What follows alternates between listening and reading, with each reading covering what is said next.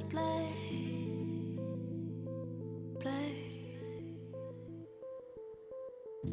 Maybe we imagined it. Could this be fantasy? Play.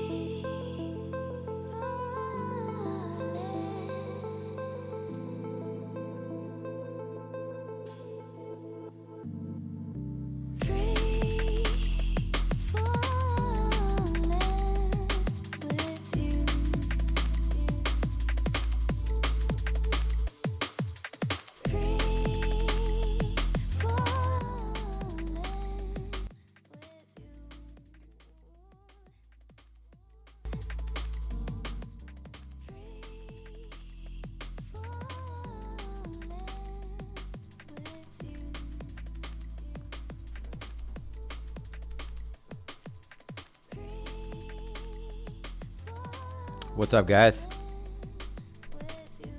Good morning, good afternoon, good evening, wherever you're tuning in from. Just give me a quick sound check. Background and microphone levels. We'll be good to go.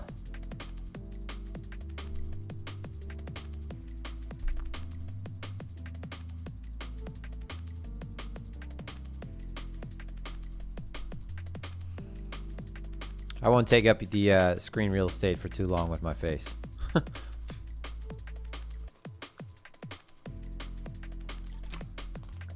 Sounds great. Okay, cool. And aside from the mic, is the background noise as it should be, just background noise? The music in the background, it's not too loud for anybody. Cool. All right, what's going on? How's everybody doing? It is Tuesday, August 9th. It's almost the end of the summer. I know we have, obviously we have till September. But damn, time flies, right? Crypto market time has slowed down. Usually this market is very fast and it's easy to lose all your time to this market, but it's definitely slowed down, and I hope you guys have taken advantage of that and spent some time away from the screens. The seasonality aspect is something that you have to be grateful for if you enjoy spending time outside and taking advantage of. Obviously, it depends on where you live, what kind of summer you have. But yeah, much needed, in my opinion. All right, so I don't want to keep this too long. Obviously, like all the other streams, none of anything that I say is financial advice. Strictly for entertainment purposes only. Want to shout out to friends over at Phemex. So I'll just change the screen real quick.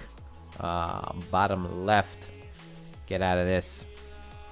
Phemex offers now over 200 pairs.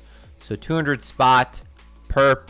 And they also have they also allow you to generate yield on your stables. It's not the same situation that UST was in, right? So this is different. This is much more reasonable. So that link is Phemex.trade. We've been, as in BlockRoots, we've been partners with them now for going on over 2 years. And just as a heads up, if you use the link Phemex.trade, that does give you access to a host of promotions that they are currently running. I'm not quite aware exactly which ones they're running, but I know you get some kind of sign-on bonus. It doesn't imply you can just sign up and then leave with the bonus, obviously. So you can't just take advantage of that. But they also have a launch pad that they just started. So the benefit of the, I'm always very skeptical of launch pads. I'm always very skeptical of anything that is outside of far outside of Bitcoin and Ethereum. Especially after what we've been through as a market and how things are still kind of falling apart. But they do have a launch pad, and the tokens that are put out through their launch pad are vetted by them. So, you know, it's not, in my opinion, it's not as risky as, you know, a launch pad launching on some, you know, obscure protocol. So this is obviously ran by the exchange. Anyway, back to me. Let me just go through the chat real quick. So we got all the formalities and pleasantries out of the way. So I'm just going to keep this pretty simple. We're going to talk about BTC. We'll talk about ETH. Briefly touch on equities. Nothing too deep. Briefly CPI. You know, I mentioned yesterday, I don't have an edge in CPI. So I don't have an edge in CPI. I don't have an edge in FOMC. And what I'm talking about is I don't have an edge leading into them. I can't predict the outcome, right? I don't know what we're going to see with CPI tomorrow. You know, I don't know. I know that the market in the last CPI into this one has responded positively regardless of what has been negative outcomes. You know, FOMC, that's more significant. That's in September, but I don't have an edge, right? I don't have an edge in predicting what they will do and what the CPI will be, whether that's core, headline, and what have you. Where I do have an edge is in the response to that data, right? So reacting, right? Not predicting, reacting. And by edge, I mean that historically, my trades have had positive expected outcomes, or the EV, it's plus EV, right? That sounded like plus. I said plus. It sounded like pus. That's disgusting, right? But I've been effective at trading these events, right? Not at predicting them. So I think that's an important distinction to make. I don't know anybody who has an edge at predicting the outcome. I know a lot of people like to give their opinion. There's a ton of conjecture, but I don't know anyone who has successfully predicted the outcomes consistently over time. We're not just talking about, you know, oh, I predicted the last CPI, or I predicted what they were going to do at FOMC, you know, the last FOMC meeting, which you've seen that the last year, right? You know, crypto personalities who are big on being right? Maybe not necessarily making money. And that's kind of the sign of an amateur when you're really interested in being right? And letting everyone know that you're right. You know, I've seen people obviously hit what I would say accidentally in calling them, but there's nobody who will be able to do that repeatedly, which is obviously, you know, what would define an edge, right? Whether you can do it repeatedly, consistently, and extract out of that. So CPI tomorrow. My game plan is going to be the same as it has been for the last, you know, what are we on now? 7 CPIs. It's more like 5 or 6, I think, right? Because January, February obviously weren't as significant as the ones that followed as we got to like the end of first quarter, second quarter, and to where we are now. But my game plan is the same, right? Trying to take a mechanical trade for the most part for the first release, right? So as fast as I can act, mechanical, small, and then the second trade is usually a little bit more nuanced. That's where you're going to have some more follow through. And it's basically the idea that, you know, the first move is incorrect. The second move is typically much larger in magnitude than the first. And then who knows what happens out of that, right? The market right now, and I'll look at a chart in a second. I just want to cover this right now. The market is in buy the dip mode, right? Equities are in buy the dip mode. You know, liquidity is, there's less liquidity, so buy the dip mode has obviously more of an impact. So you have equity traders that are looking to buy dips. You have systematic non-discretionary flows that are, you know, basically they are green lit. So for example, I've always been talking about CTAs. So my approach to my personal portfolio, how I traded, you know, more of my swing and longer term positions when I was more focused on equities. That was similar to a CTA, which is basically a commodity trading advisor. It's, you know, a trend follower. They use a lot of jargon for basically just trend following, right? Things that you could reduce to moving averages. So they are in buy the dip mode, and that's to the effect of, I think, like $6 to $7 billion of flows a day. And they will just follow price. So they will follow price up, they will follow price down, they will sell too late, and they will buy too late also. So they're just following the trend. Hearing a bit of distortion. Hold on one sec. Is anyone else hearing distortion? Because I'm just reading the chat right now. Just give me a quick read on the sound. Shouldn't be any distortion. Maybe you drive the preamp a bit hot. I have no idea what that means, dude. Anyway, I'll keep an eye on that. So we have CPI. I don't think that CPI is obviously as significant as the FOMC. And the FOMC, the next FOMC is in September. And that coincides with what is historically a bad month for legacy. So I think we're kind of in this position where it is dangerous to short, right? To just like indiscriminately start playing, playing to the downside. I personally did start shorting BTC and ETH. I am also short Optimism. I was short APE and Binance as well. I pulled those positions off Binance Coin.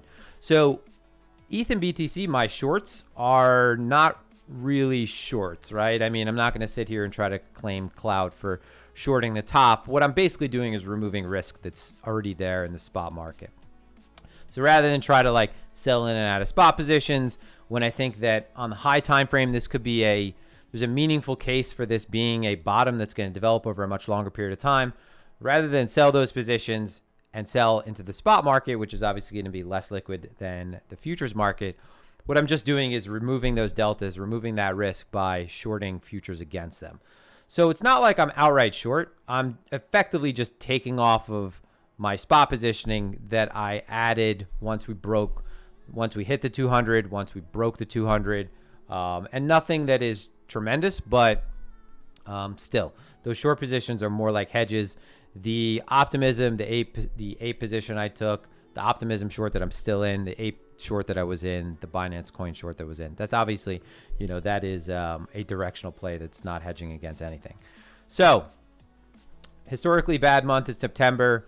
We're still in August, right? We're still in buy the dip mode. I think the risk is that you do have maybe something that comes in line tomorrow or even is improved, right? And those risks, it's a non-zero chance, right?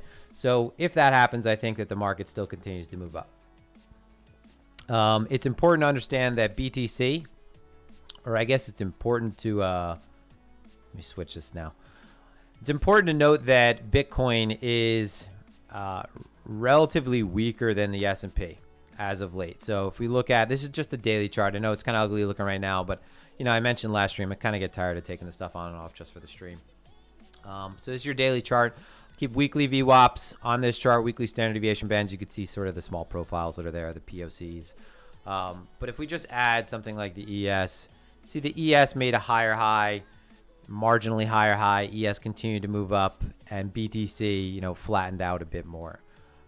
So there is some weakness, definitely more weakness in BTC than there is in ETH. But I think that's just the normal relationship of beta. So first things first, I guess we'll get out of the way. One other thing I wanted to touch on was Tornado, right? There's a lot of FUD right now, especially with USDC. So Tornado Cash, I mean, this is something that I think was just a matter of when, not if. There's a lot of people that are up in arms, obviously, because of, privacy is an essential freedom, et cetera, et cetera. I get that.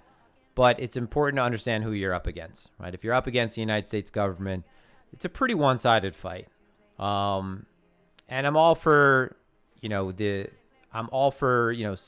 all for it, but I do understand the ethos. But I don't think, they blacklisted certain USDC addresses, right? I think there's like 20 of them that are listed, roughly around there. And the risk is that anyone who is associated with those, like down the pipeline, is going to be negatively affected moving forward? I don't think so.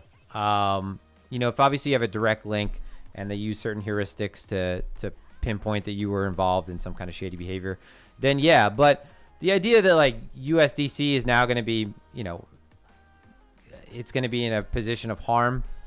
What happens on crypto Twitter is that you have a small group of people that are really passionate and they speak about a relatively large market, and they speak for the entire market. So like your average person who's in crypto and is bought on Coinbase, you could look at the information that we've seen in the last week, right? We have positive news in the in the release that BlackRock is going to be using Coinbase. And then we have this negative news, with Circle Pay and how it's possibly, it's connected to Tornado. And it's like, which news do you choose to listen to? I don't think this really is something the average person to focus on. I think the only people that really focus on these things are people that are doing things that are wrong to begin with. So had to get that out of the way. As far as BTC, so relatively weak compared to ETH. I mean, if we look at ETH, if we look at BTC, ETH is back into its prior consolidation before this mid-June breakdown. So a failure here, though, I think is a reasonable backside retest to get short behind. And my idea behind shorting ETH and shorting BTC is relatively the same. So BTC, we have weakness in BTC. Just looking at this on the daily right now, we have basically a daily engulfing candle. If you have a daily engulfing candle like this, it's usually a good idea to go with the flow, right? If we close this out and we've completely engulfed yesterday's prior candle. So it's usually a good idea to go with the flow. If we look at ETH, we had, and I'm going to get down to sort of the TPO and the lower time frame stuff shortly. But if we look at ETH, you had this swing failure on the daily. So going back to, this is July 28th. So swing failure on the daily, failure to accept, or we accepted briefly, but failure to hold looks to be taking place. So failure to hold this prior consolidation. So this would be, a reasonable area to expect people de-risking, opening up short positions, selling in general, because it is the next high time frame area of resistance, right? The next logical high time frame area of resistance. More importantly, right, than just these two is where, right, the S&P is. So basically, my dog just started wagging her tail all of a sudden for no reason. So basically, S&P is is in the sort of the same situation, right? So high time frame pivot. I said that 4,200 is sort of the most important line in the sand. So the S&P is at the most significant resistance that it's been at in, quite a long time now, a couple months now. If this rejects from here, there's no reason to think that crypto will do its own thing. I mean, there's no really feelings involved in this. It's, if you look at the S&P, if you look at, the NASDAQ, and then you look at like a chart of BTC, they're highly correlated, right? And if we reject here and we were to move lower and sort of retest this 4,000 level again, there'd be, there's no situation where Bitcoin wouldn't continue to move down with the S&P. And I think that would weigh heavily across the market. Just because, we've had a, multi-week trend now, there's been a good amount of returns across the board. BTC is showing weakness. The narrative, the play with ETH and the merge, I think a good portion of that has sort of panned out. If you look at, for example, like the options market, just look at skew, there's been a ton of bullishness that has been reflected so far. So we have this, what's setting up to be an engulfing daily. But more importantly, we're back within prior week's value. So initially, we found support right here. Right? I ended up shorting up here. So I shorted there, and the same location for ETH, relatively the same location for ETH, because I put the position on at the exact same time. And I ended up adding the remainder of the positioning after there was a fair amount of absorption that took place. So if we look at ETH, here's this swing failure. right? That daily swing failure. This is the break basically. And then over the course of this structure, if we look at something like, we'll look at Coinalyze. You can look at really any platform that has CVDs. The play has been into the merge. It's been buying spot and shorting futures and just remaining, delta neutral and being able to capture any airdrop. But more specifically, after that swing failure, as we began to move sideways, you can see that the story in CVD is a bit different, right? So spot CVD, relatively flat, somewhat down. But if you look at the coin margin CVDs, that's where much of the discrepancy is. So coin margin CVD kind of through the roof. Same sort of set situation with BTC. So if we look at just this more recent consolidation, I guess I should change the time so it's a little bit easier. More recent consolidation for BTC. We have spot CVD down, and then you have coin margin CVD kind of just straight up against price, right? So coin margin futures are going to be way more sensitive to any kind of downward movement in price anyway.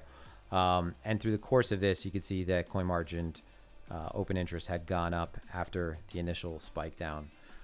So I think that there's a good case for absorption at that level. I think that's obviously a reasonable area to expect absorption. So like I said, I think we could spike up, right? I don't think that, you can completely write things off now if we have some positive news tomorrow. But I did think it was a good area to start removing some of that exposure and getting somewhat flat, right? Not completely flat. But looking at where BTC is right now, right? Yesterday, this move down right into prior week's value was hovering above yesterday's lows. Real quick. So here were yesterday's lows, and this was where we were this morning. And I shared that image of the stop run. Marusha had posted, about everyone putting their stops in the same place. That's basically what you had. It's a rare occasion when you have, for example, we had this imbalance move up out of, multi-day value. That was week-long value. An imbalance move up, strong trending move, balance out, begin to lose that. There's signs of absorption up here as well.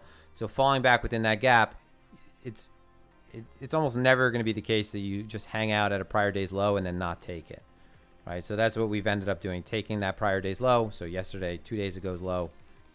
And I don't necessarily think that there's a long setup right here, even though we ended up taking that low.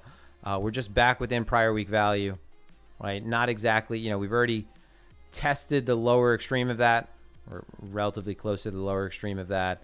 So there's really, I don't think there's a good risk reward setup here for BTC. I'd rather see something that either moved down, took out more lows, and then reclaimed back within value. So here's value, or something where we're back at the top side of that structure, back at the top side of that composite for another move back up to the highs. So it's kind of the same situation for ETH. So you had this strong trending move outside of weekly value. One sec. So here's a prior week. So strong trending move outside. ETH basically reaccepting just at the top side of value. So let me change the screen real quick to a TPO chart. One sec.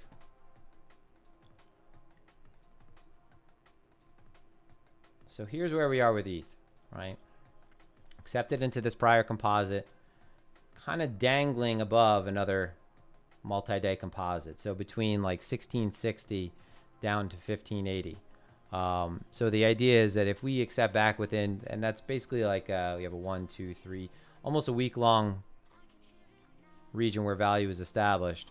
If we accept back within there, you're probably just going to see the same sort of behavior that we had right here. Right, so accept back into the high, break back down to the low, and sort of fall back into that rotational behavior.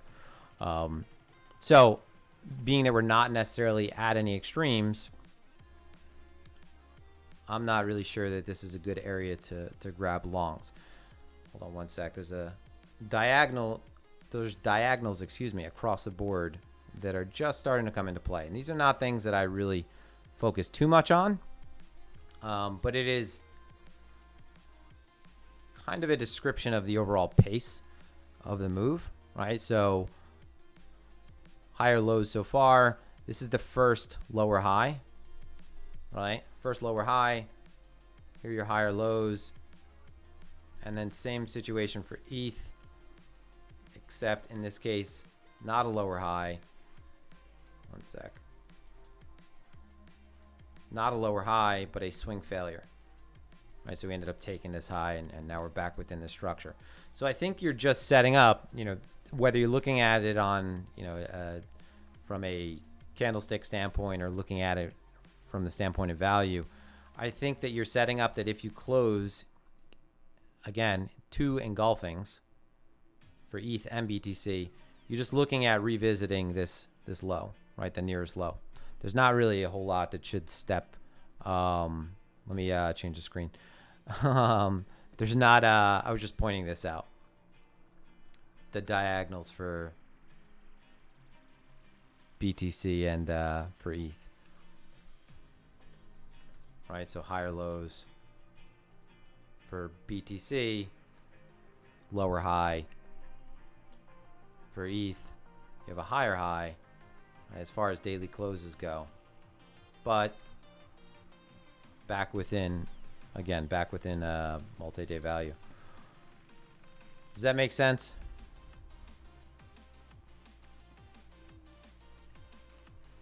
Yes, this is the Shure microphone. What's up, Josh? New microphone.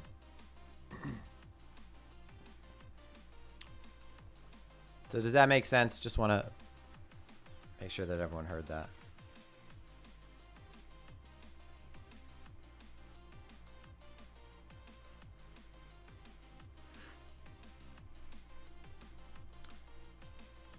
So I think a reasonable long setup might exist. Again, if we trade back above something like today's POC and we're back above that prior composite value area high.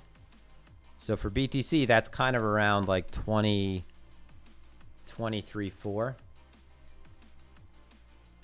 me just fix that profile real quick. Because you don't have,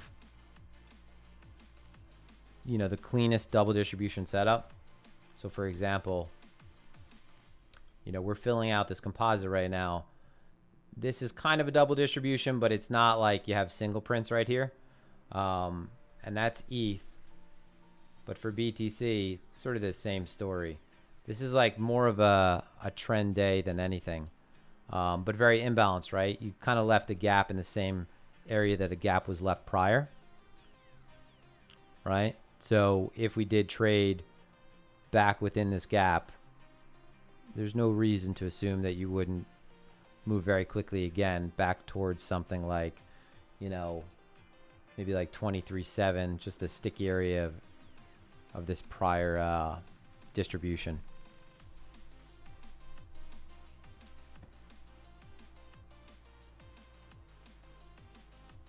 I would, let's see, me, myself, and I. Would you think right now might be a decent time to buy spot with 3 to 6 month hold outlook? Yeah, I mean, 3 to 6 months.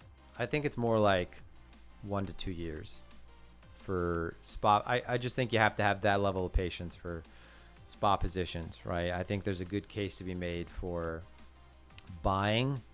Let me get a bit, because this is a kind of a pain in the butt. Hold on one sec.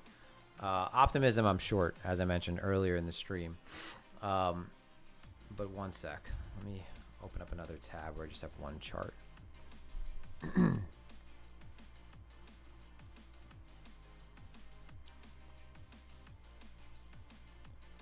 Zoom out. I mean, we're technically at, still kind of holding that 200 day, right? So if we look at, put on momentum, weekly, excuse me, not 200 day. I mean, this has historically been great areas, has been a great area to buy for the long term. Is it going to work out this time? I think that, you just have to be mindful that it's all based on what's taking place in legacy, I do think, like I said, that there's a reasonable case to be made for a bottom developing right now. But if, again, I say, you have to have that sort of 1 to 2 year time horizon just to build the expectations, right? Because otherwise, the S&P can drop another 10%, still be bottoming, still be considered bottoming, and that would mean for BTC, we normally get like a 20% drop for that. So that just means BTC revisits its bottom, and then it's like, yeah, can you take that positioning and add that positioning, understand that, it could reasonably lose 20, 25%, and that still be okay? I guess that's the point. Right? Are you okay with that?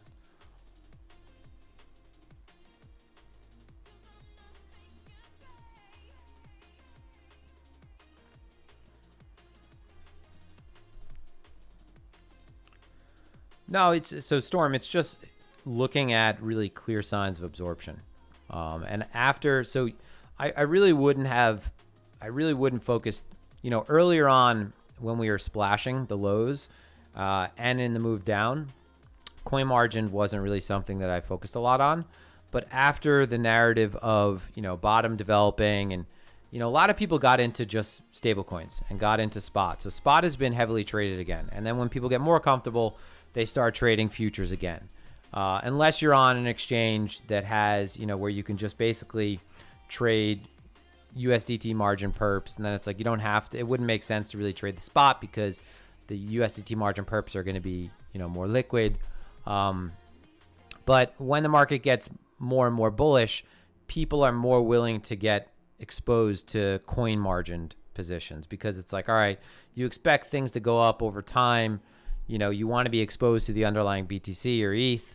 And I think that after the market has made, a decent move off of the lows, we probably do have more people that are expressing their positioning in coin margin positions because they think this is a good area to maybe just have exposure on the high time frame, right? Or just to start building that exposure because it's a good area possibly over the next, again, 6 months, year plus. And it kind of makes like managing long-term swing positions, I guess, less laborious.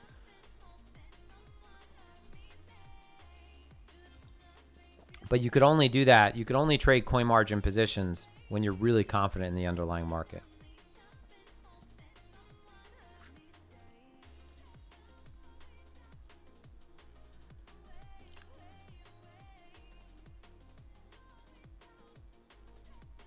So I wasn't really showing anything on the other screen.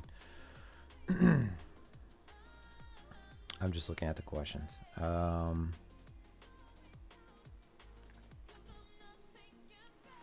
see. So is there a free footprint chart? I don't know if there's a free one. There might be. There probably is, right? But you're just very limited. It's like free at. There's always a free version of everything, right? But it's a very limited version. So I think if you use like something like Exo charts, the footprint that's free is probably like a daily footprint, a 4-hour footprint, which is useless. It's not useless, but it's definitely not where you're going to gain the most edge from using the footprint to begin with. So how can you explain how you gain an edge from absorption levels? Well, it's one, having a level in mind to begin with, right? So, whether that's a level that's derived from market structure, whether that's a level that's derived from a TPO, whatever it is, right? So if I'm looking for either cases of momentum, either increasing or being lost, or signs that buyers are being absorbed. And if I have a level in mind and I see that both of those things are showing up at that level, whether it's, momentum drying up and also buyers being absorbed, then it just helps to compound any idea that I have around taking a trade off that level, if it's a counter trend trade. So yeah, if we approach a high time frame level, for example, in ETH, we're at the level, right? So we're at this level and we start to see that there's a ton of buying that's coming in, but it's being absorbed. Well, then all of that effort is not doing anything, right? If you see a lot of buying come into the market, you should still see price going up. So it just helps you really build a more of a case for getting into position. It's not like it makes anything there's no silver bullet, right? Could you be successful with 20K in a laptop? Yeah, why not?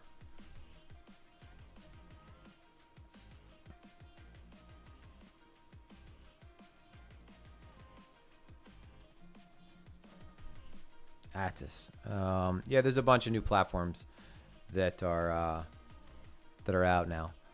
Order flow and TPO has become all the rage in the last last year plus, it seems. So I'm short Optimism.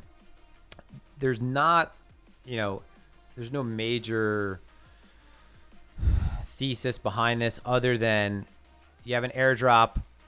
You have a high time frame chart that looks quite overextended. There's been a loss of momentum.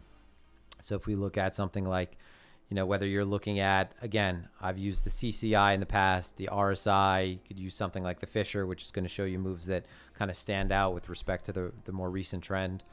You have a loss of momentum after a very strong move up. You have pretty much overbought on all levels, right? And that's not something I usually want to go off of, but that coming into the fact that you took out the all-time high and you have airdrops right now. So this chart looks like it's breaking down.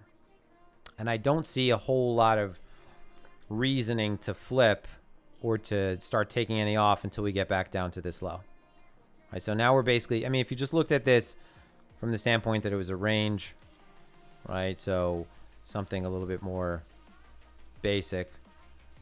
So you have a range right here, high, low, and then this is kind of a deviation. And that even right there looks like a ton of absorption, right? Wick, wick, wick, wick, wick, wick, wick. Break down instead of continue up, right? You're blowing through any of that volume. You're just going to what? You're probably going to revisit the lows of the range. And it's an alt, right? And it has airdrops coming through, so I just think it makes it all that much more reflexive to the downside. But I was short APE yesterday. I was short BNB. BNB was more based on the high time frame. APE was just based on intraday stuff. So this is I ended up closing most of my BNB short out this morning, just because I was kind of starting to second guess myself. So if we look at BNB, this is the daily, this is the weekly. We haven't taken this high in the weekly. It wouldn't be the first time where we stall before something only to have that final exhaustive move up before then breaking down. But, we had this daily closeout like this yesterday. Signs of weakness on the low time frame. But the danger that I think, I felt like taking profit off the table rather than leaving this on to allow it to come back past my entry, because I think just BNB has just been really strong. So maybe not even necessarily the best. It wasn't necessarily probably the best short to look for, because if you look at, BNB versus like Bitcoin, that's probably one of the best looking charts, right? Or then let's say BNB versus ETH.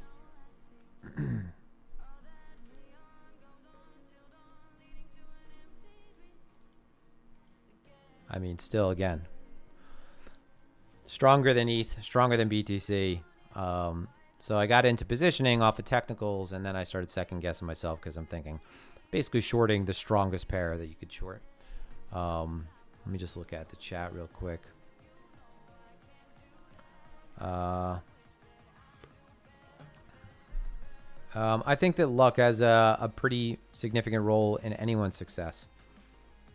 Yeah, I don't think you could really quantify it, but I think that luck has definitely played a role. But who was it? Who said that hockey player? Wayne Gretzky, right?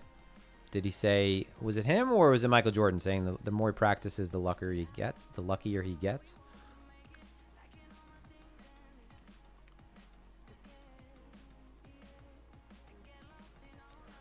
Such good content. Did you find that research papers on quant helped the most in gaining your skills, while prop shop struggling to find resources to confirm findings besides backtesting?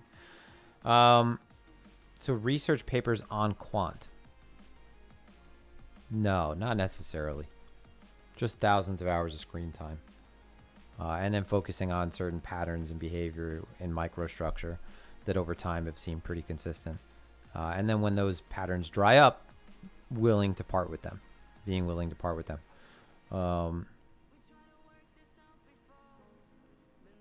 The most important thing that you should be testing is your own performance. So journaling your performance in some way, in a way that's automated, to even begin to have an idea of if you're doing anything that is worth continuing to do. You're in USA. How are you accessing leverage on FTX or Binance? I'm not. I'm just charting Binance and FTX because I've gone over this many times before.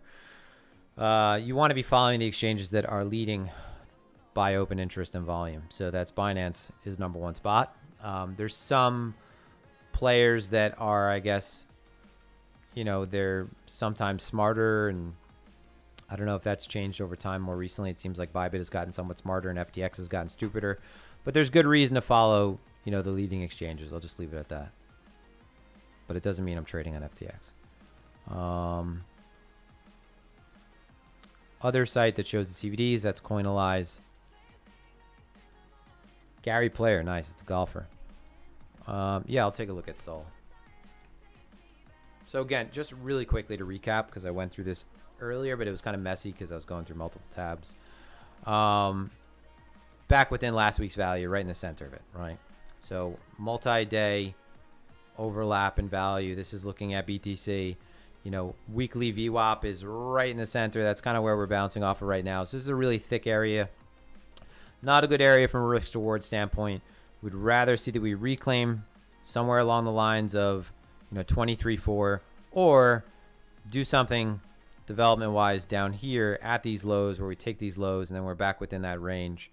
But dead smack in the center right here, I wouldn't want to get into any fresh positioning unless something really stands out as imbalance on the tape. That's worth taking advantage of in the short term. So ETH, or what'd you say? Solana.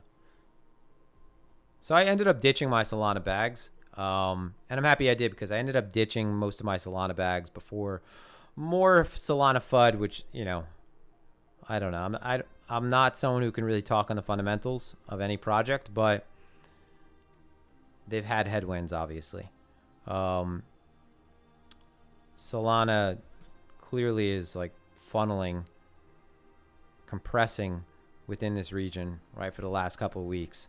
I think that if you got to move outside of that, it's something you wouldn't want to fade, right? So just loosely, kind of enveloping it.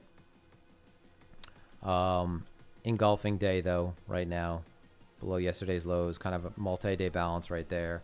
That's just looking at on the daily chart. Let me switch this up.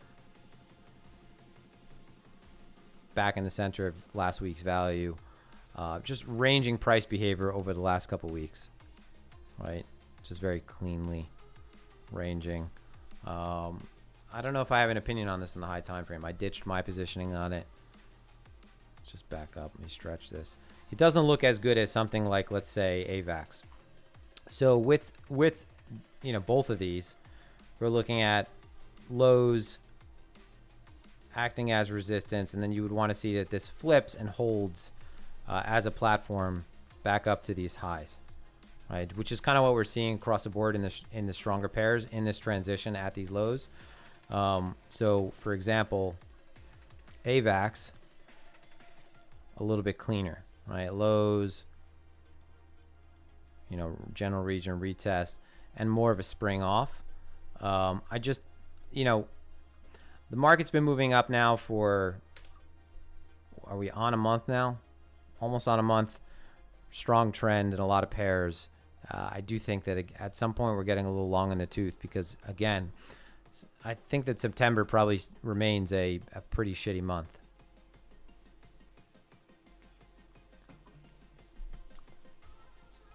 Yeah, how's the bun in the oven, man? It's good. Thanks for asking. It's a Nintendo NES controller now. I say it because we don't know if it's a girl or boy yet. If the market is imbalanced, can there be valid value area? Yeah, because if you have multi-day overlaps in value,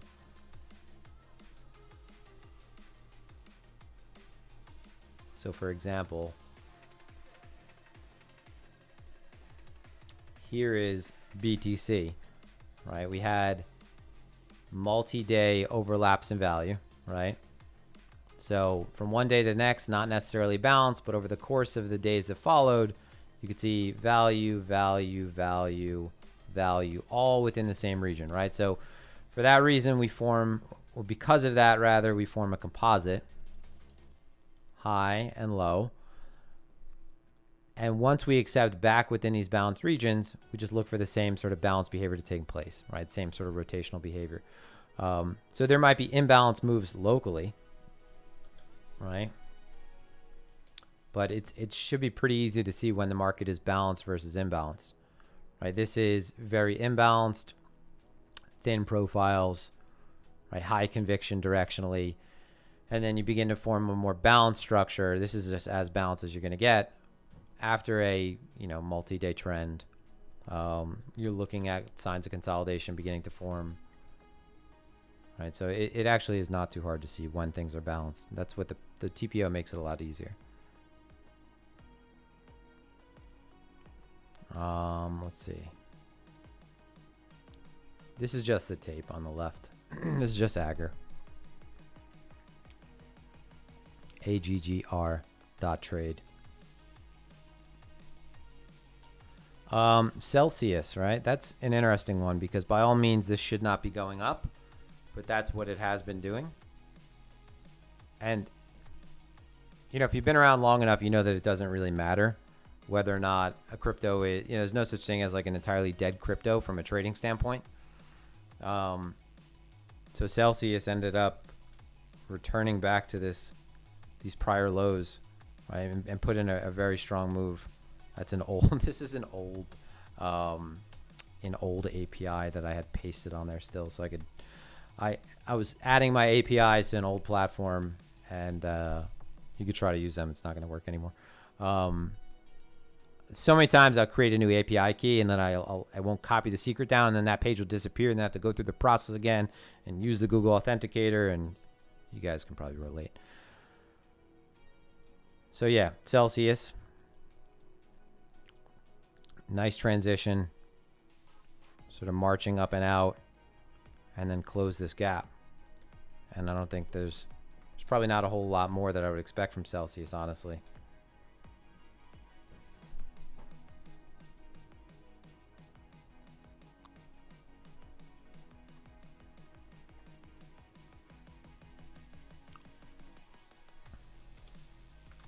Let's look at it on Coinalyze.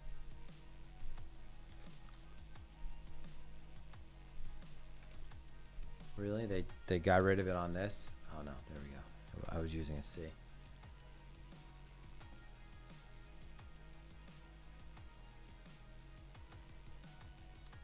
In the entire way up, it looks like people are just selling this still, right? You could look at spot CVD versus that's stablecoin margined. That's interesting though. So funding has actually been able to remain negative though.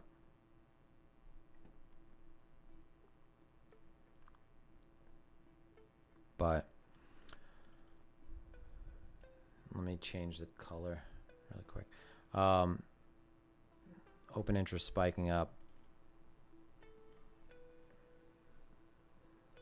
Yeah, I mean, this probably ends up finishing off parabolically before probably completely retracing. So whether or not that means you get something that pulls back and then spikes up further, this is just not something I would short. If it's dead and it's moving up like this still, it's just dangerous.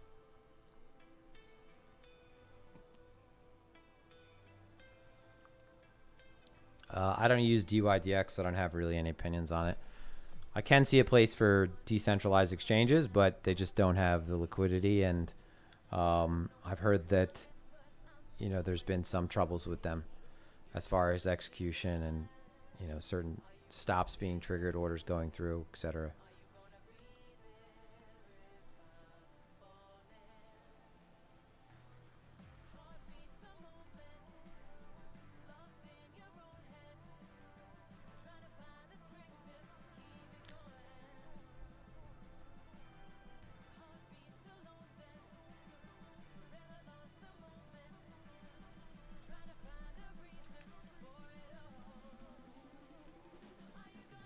think if we end up failing here, right? Let's say that ETH, this is backside retest is successful, and I don't know. I'm kind of expecting it would probably do something like this before doing that, not leaving this high. But I think that over the next couple of weeks, month plus, it's more than likely that we're going to fill out this level. That I don't have anything that says longs and shorts on the left page. It's just a tape. It's AGGR.trade. That's all it is.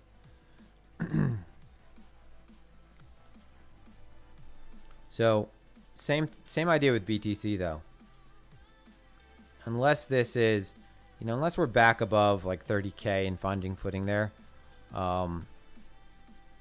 Same idea with the ES. I think that we're still due for a larger range to be painted between this area, right? Not like that drawing exactly, but I think you get the idea. So I said that I think that things are a little long in the tooth. And if you just go through like a high time frame chart of some of these alts,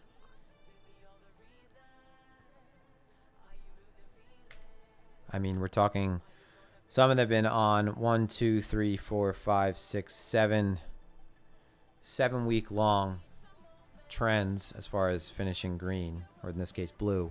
So this is a case where it might be useful for you to understand what are outliers in terms of statistical performance. So, historically, how many times have we seen that Atom has had 7 weeks green and then an 8th green week, right? What is like the threshold that we can expect? And I think there's a good case to be made for using that to sort of strengthen arguments at high time frame resistance as some of these coins are at high time frame resistance and beginning to show a sign of loss of momentum. And again, the S&P is at high time frame resistance. BTC showing signs of weakness. So I think we're setting up for some good mean reversion back down.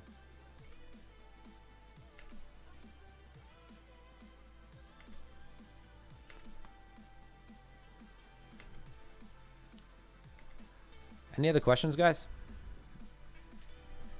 I'm just going to mute my mic for 1 second because I'm going to grab a glass of water.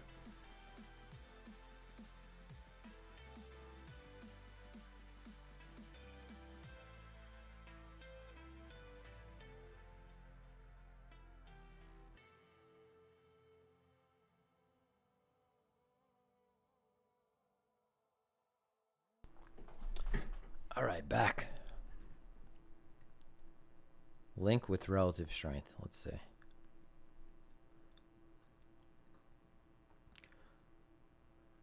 Link on its 5th green week up, 5th blue week, right? I mean, if you're looking at pairs and thinking that, that maybe we're setting up for a dip, considering the strength that things have shown, I think it would make sense. I'm reading the chat and trying to talk at the same time. I think it would make sense to actually buy the first retest at some of these high time frame levels. So just using Link as an example, this is the weekly.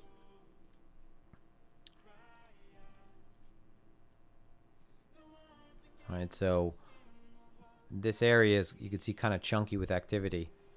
All right, low, high, deviation, break back down, sort of retest that weekly level, retest.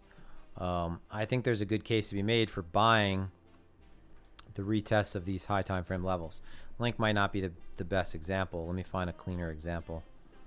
I know I have some alerts set. I should have some alerts. No, that's for the highs being taken. It's high time frame levels. This is a good one. So near, for example. So this is an alert that I have set.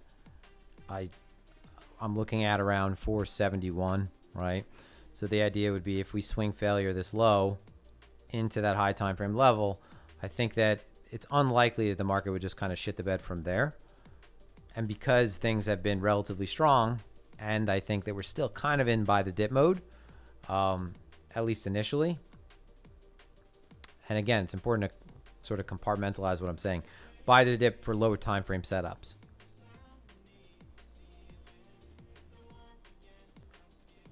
Let's see if we have any other cleaner regions.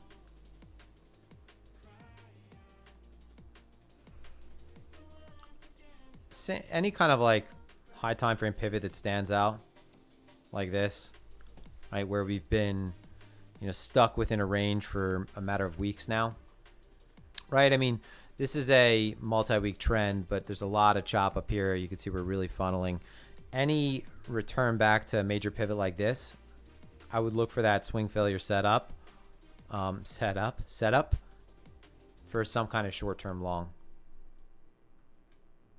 And if we break these lows, right, then maybe start looking for shorts lower. But just kind of scanning, looking for what might be clean setups for those first time retests of high time frame levels. I mean, EOS is absolutely just a dead project, but it's not a dead project, but it's definitely not something I would focus on. But the idea is kind of, I guess, clean on EOS. Multi-week consolidation, multi-month. Well, it's going on over a month. Break out of that.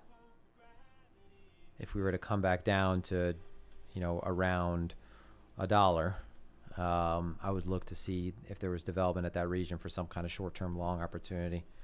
And then maybe you have something that, yeah, goes on to make a lower high, but you've captured a decent amount of percentage off of that level. I just think that when you're in buy the dip mode like we've been in, the first time retest should be the most actionable.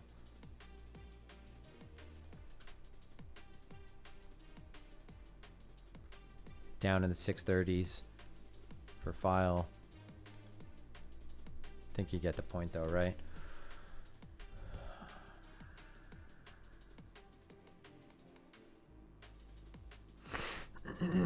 No, I don't trust any. I really don't. Like I have small bags of things. And I'm talking like what I call the suicide bags, where you just buy, you know, a certain amount of something, you throw it away. It's not a meaningful amount of money. The only time I really talk about things is if I have meaningful positions in them. So I would say I have a lot of dust in small projects, but yeah, when I'm talking about cold storage, I'm just talking about BTC and ETH, which for the longest time was mainly just BTC. And whenever I feel like getting flat or taking exposure off, I'll just short futures against those rather than go through the trouble of organizing that entire process of taking money out or taking BTC out of the cold storage, which one of them is multi-sig, so it would be a pain in the ass.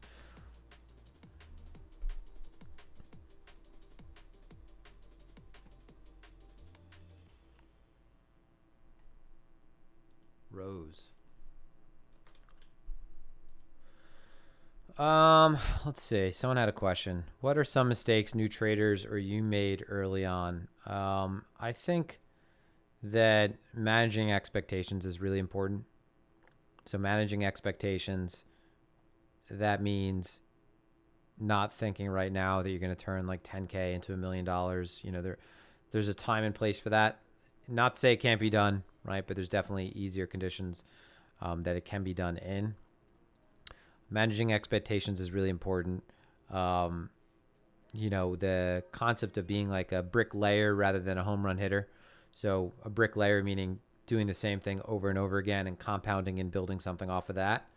I don't know why I went to a sports analogy when I used a a builder analogy and then a sports analogy. But managing expectations, not winging it. So recording your performance right from the get-go. Testing even simple ideas, right? So some mistakes are overlooking what could be very simple edges. For example, in a very retail, human-driven market, you know, these, again, silly setups, sort of like first-time retests of high time frame levels, they tend to be really effective. So back testing that and then seeing what on average you can expect to extract from that. You know, do I buy that level and just hold it indefinitely? Has it on average been something that's worth holding a week long, or is it something that is, you know, worth holding for 20 minutes? So all, you know, back testing is obviously very important, and you could visually back test a lot of setups in this market. Other mistakes though, so managing expectations, recording your trading performance, simple testing of trade ideas. So I think the mistake in not doing those things is kind of winging it early, thinking that you're smart by performing well early on and then not really taking it seriously. What other mistakes? Not understanding costs, right? So not taking in consideration the costs of your trading, how much it costs to jump the spread. Other mistakes, not prioritizing position sizing, right? So not having an idea of how much of a position you should take. Again, kind of winging it. Round tripping, knife catching, no stop loss. I can't say the no stop loss thing because I don't really use a stop loss. I view, like Tyler, I almost never use a stop loss. I almost always pull myself out of positions manually. There are times though where I will put on something that I call a like a tail risk stop loss, where I'll put on a stop that's like well outside of what I think would be reasonable to expect, but I have it on so I could comfortably leave the screens. But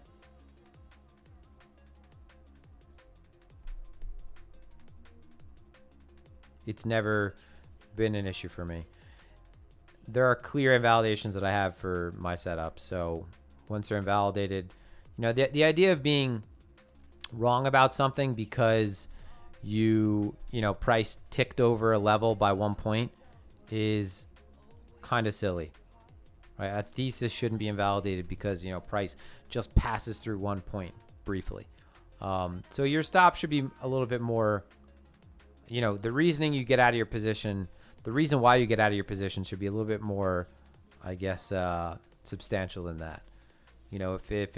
If you're in a move that you consider to be a trending move that has legs, then what defines that trend? Is it, the maintaining of a certain moving average? Is it is it consistent, advance every day? When volatility drops, is that maybe a sign that the trend is changing?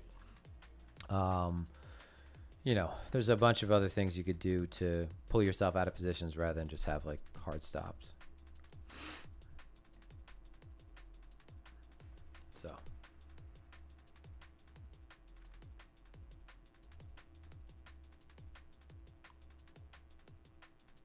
I don't know what I'm listening to. It's just in the background right now.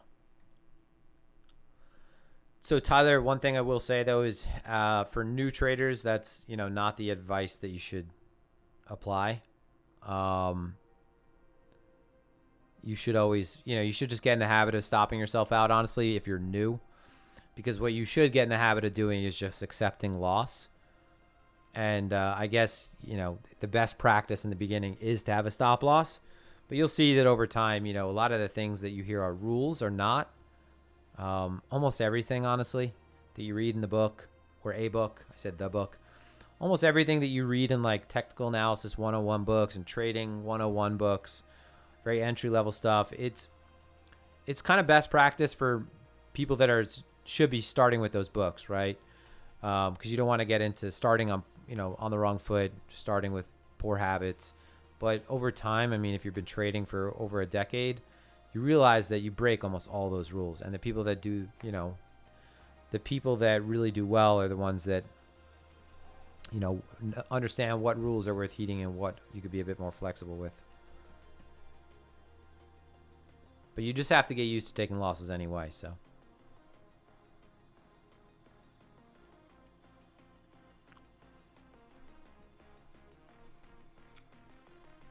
I mean, what's the best way to start building a system if you have a general understanding about order flow and footprints? You're just using that to really, if you're a price action trader, then order flow is very useful, You know, in specifically, footprints. It's going to be really complementary, but it's not going to like build your entire system, right?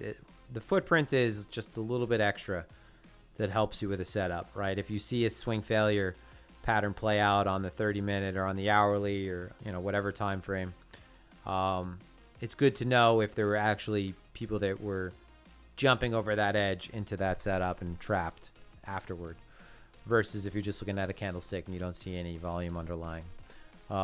So certain trap setups that you would really want to, you would make a stronger case for with signs of absorption. This is just complementing basic price action principles.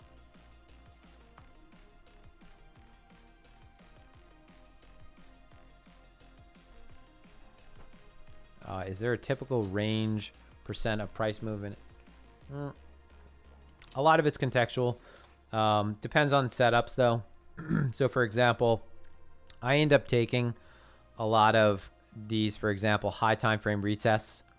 So for, you know, it's always going to be good for, you'll see like a 1 to 2% move if we return back to a daily level or a weekly level. So daily close, weekly close, you know, daily highest close, you know, weekly highest close, daily lowest close, weekly lowest close.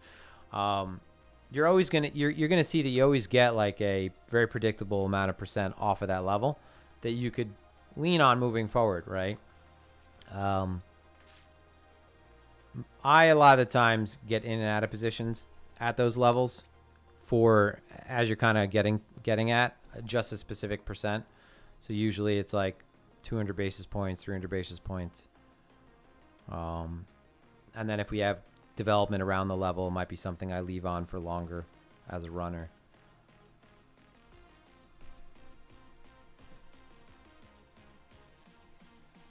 Okay, anyway, I'm going to wrap it up shortly.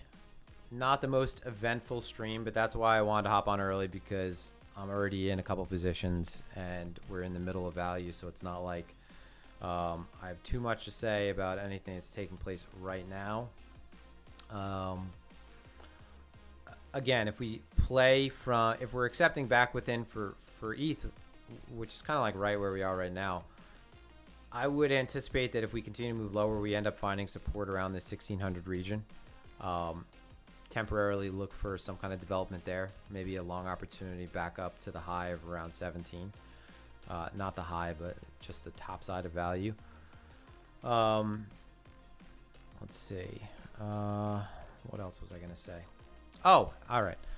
So I started this Substack, right? So horses for courses. And I created another YouTube channel, and the Substack is not going to, I'm not going to be writing every day and posting subs, you know, it wasn't for that purpose. The Substack was really an effective way at building an email list, because as I said, this month I'm starting my blog. I have everything I need finally. Starting the blog, going to be posting shorts on YouTube. I'll probably be posting shorts on TikTok, as silly as that sounds, and more than likely be doing that on Instagram as well. There's a program that allows you to basically, you know, post across all platforms. If you're not monetizing, get away with that. But this is going to be something that I use to communicate to anyone who's interested in following along. Right. So I said that I want to host another mentorship, whether that's like a weekly long program. A couple things have gotten pushed off. Josh and I have been working on something in the background, as I said, now for some time. Things do take some time, so ideally we'll be going public with that in the near future. But I do want to do another mentor program. So it's like a week-long program, you know, nothing too intensive. But I'll be communicating through the Substack. I just think it'll be easier to address people that are interested on Substack than on Twitter. And then occasionally I'll post on here, and maybe I'll start getting into a flow of writing a bit more. So if you're not subscribed, this is the link. All updates are going to go through there. So make sure you subscribe, and I will make sure to keep you guys posted. I think that covers it, though. Honestly, kind of boring stream. Not a whole lot going on. Still short BTC and ETH, mostly acting like hedges. and short Optimism as well. Let's take a look at Optimism because I haven't looked at it, which is probably a good thing because I'll micromanage this position if I do. All right, guys, that's it. Be sure to check out our partners at Phemex.trade. If you use that link, you get access to all the promotions they're running. And yeah, I hope you guys have a great day. I'm going to go live again on Thursday.